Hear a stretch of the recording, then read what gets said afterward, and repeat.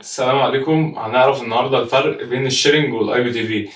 الشيرنج بنسبة كبيرة بيعتمد على قشرة الطبق. يعني لو انت مثلا جايب فوق السطح، لو على الاوروبي او اموس يعني هو بيعتمد على الاشارة اللي جاية من الطبق و10% من الانترنت. ازاي 10% من الانترنت؟ يعني حضرتك جايب سيرفر سي سي كام مثلا عشان تفتح القنوات، هو جايب لك قناة مشفرة بتوصل السيرفر، سواء مدته سنة 6 شهور على حسب، يعني بتوصل السيرفر على الجهاز، والسيرفر مسؤول عن ان هو يجيب الشفرة يحطها في الجهاز، فبالتالي يفتح القناة. مش بيستهلك نت زي ما حضرتك متخيل. يعني مثلا نعمل مقارنة كده بسيطة، انا جربتها بنفسي. الشيرنج بيستهلك تقريبا من 2 ميجا ل 10 ميجا في الساعة الواحدة. يعني مش استهلاك زي ما حضرتك فاكر.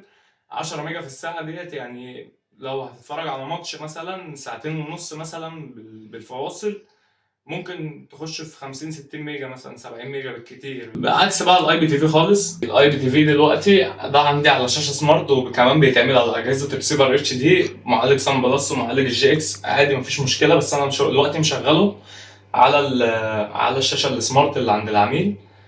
لايف تي في ديت هي دي اللي بتشغل القناه بتاعت بي ان مثلا اهي، بي ان سبورت.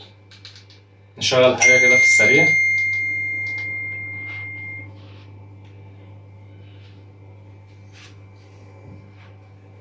اهي قناه بي ان سبورت فتحت. طبعا هتلاقي فيه تقطيع، ده لازم يبقى الاي بي تي في بالذات، لازم يبقى النت عندك مستقر، البنج ثابت، يعني النت سريع، ما عليهوش استهلاك كتير من كذا جهاز.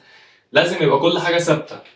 والاي بي تي في كمان مش بيبقى رياضه بس او قناه بس، لا، انت عندك قائمه موفيز ديت افلام، نتفليكس وشاهد وكل حاجه، وانجليزي وعربي.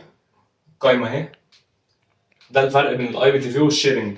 الاي بي تي في بقى يعني في خلال ساعه واحده ممكن يخش له في 2 جيجا استهلاك، ومع ذلك مش هيبقى اللي انت متخيله. يعني انت لو بتتفرج على الماتش والنت بطيء مثلا، في اول ربع ساعه هتلاقي يعني النت بيقطع البث، بيقطع واحد، ما بيخليش البث سريع زي ما انت متخيل، او هتتفرج على الماتش بنفس جوده الشيرنج.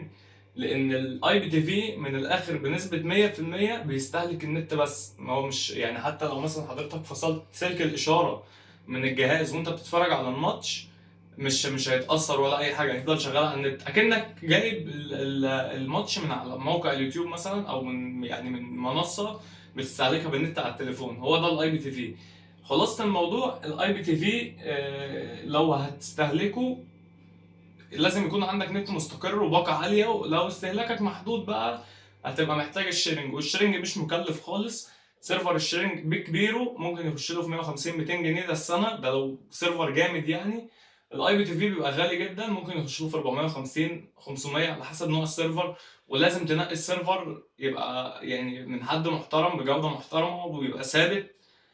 وحاجه برضو من الحاجات الوحشه ان الاي بي تي في بيقطع كتير ساعه الضغط، بالذات لو مثلا انا جايب بين سبورت 1 رقم واحد، وفلان جايب بين سبورت رقم واحد على نفس السيرفر، هتلاقي السيرفر مشاكله كتير. بعيدا عن التقطيع، ممكن يفصل مره واحده، ممكن الجهاز يعمل ريستارت مثلا لوحده من غير ما تدوس على اي حاجه وانت قاعد بتتفرج على الماتش.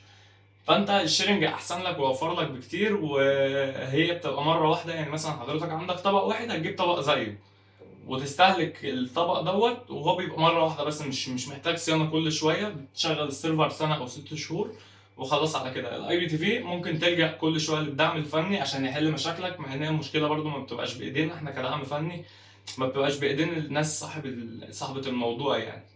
يا رب يكون الفيديو عجبكم.